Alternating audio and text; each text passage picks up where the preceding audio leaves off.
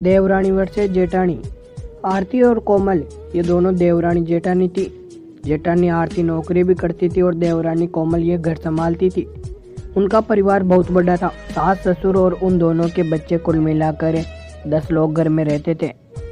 और अब बहुत साल बाद उनकी बुआ सास अपने भाई के घर रहने आई थी। सुबह उठने के बाद बुआ सास ने देखा कि आरती फटाफट अपने काम कर रही थी। कोमल ने नाश्ता बनाया और वह नाश्ता आरती ने सबको परोसा। उसके बाद आरती ने अपना टिफिन पैक किया और वह काम पर निकल गई। कोमल ने वापस दोपहर का खाना तैयार किया और थोड़ा वक्त अपनी सास और बुआ सास के साथ बैठी रही। बुआ सास से रहा नहीं गया। उन्होंने कोमल को पूछा, छोटी बहू तुम्हारी जेठानी तुझ पर बहुत हुक्म चलाती है।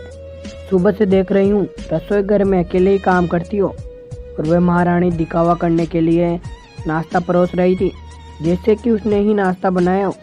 ये सुनने के बाद कोमल ने बुआ सास के तरफ देखा और बोली, बुआ सास जी ऐसा कुछ नहीं है, आरती दीदी बहुत अच्छी है। बुआ सास बोली, तुम बहुत बोली हो कोमल, मुझे सब समझ में आता है, मेरे बाल धूप से सफ़ेद नहीं हुए। कोमल से अब नहीं रहा गया। वह बोली, ऐसा कुछ नहीं है बुआ जी, आपको आरती दीदी ने सबको नाश्ता परोसा हुए दिखा, पर आपको ये नहीं दिखा कि दीदी ने मुझे ज़बरदस्ती सबसे पहले नाश्ता करने दिया और चाय भी दी।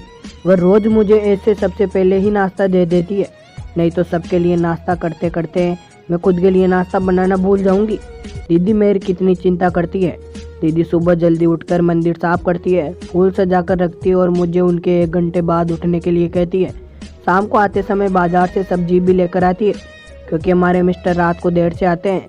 और मम्मी जी को आरती दीदी ने बाजार में जाने को मना किया, क्योंकि अब उनकी उम्र 65 साल से ज़्यादा हो गई है। बाजार में जाते समय उनको तकलीफ होगी और उनके पैर बहुत दुखेंगे।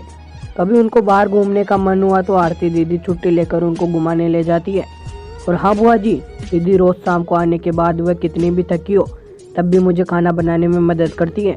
वह मेरी बड़ी जेठानी ज़रूर है, पर मुझे अपनी छोटी बहन ही समझती हैं और मैं उनको अपनी बड़ी बहन समझती हूँ। यह सब सुनकर बुआ सास एकदम चुप हो गई।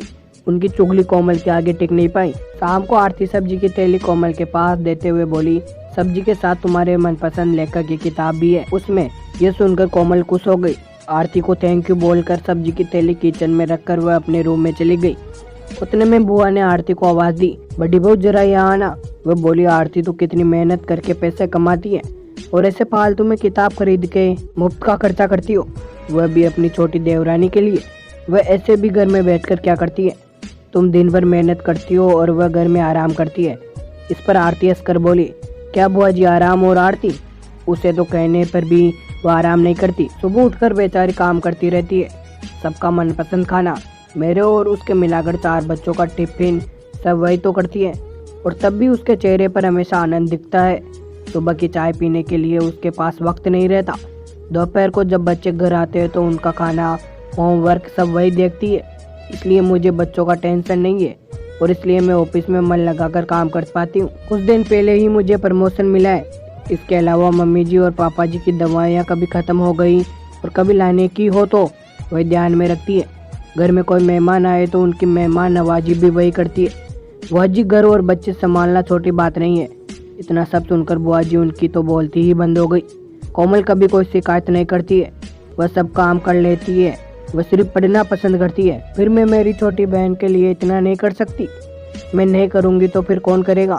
इतना बोलकर आरती अपने रूम में चली गई। ये सब बोलना आरती की सास पीछे खड़े होकर सुन रही थी।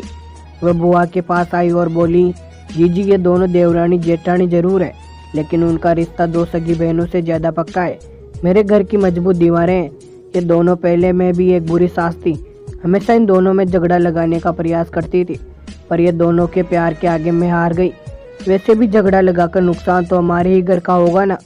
पर यह बात बुआ को समझ में नहीं आई। रुदन करते हुए कमरे से बाहर चली गई, क्योंकि उन दोनों में झगड़ा लगाने के लिए वह घर आई थी।